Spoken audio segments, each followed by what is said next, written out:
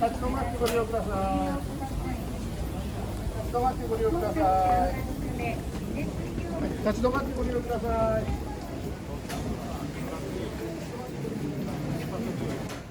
続きまして、左側に出演をお願いいたします。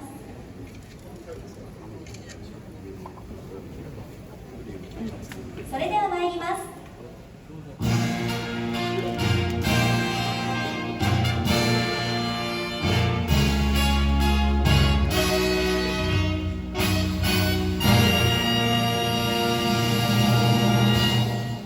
地下鉄七隈線延伸開業です。どうぞ。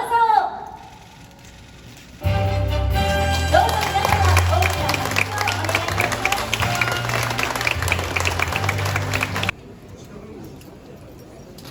列車ご乗車ご希望のお客様、どうぞ左側先ほどの車両が空いております。福島駅、こちらの列車まもなく発車いたします。先頭車両大変混み合っております。ご乗車のお客様、後方の車両へご乗車ください。橋本駅、こちらの列車まもなく発車いたします。閉まる扉にご注意ください。閉まる扉にご注意ください。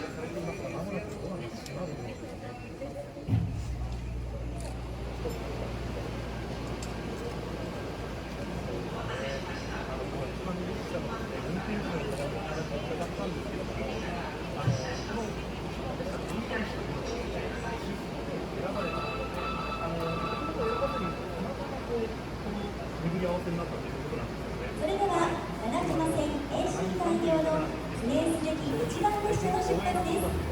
出発号令を行いますのは速報局長村田和久です。それではお願いいたします。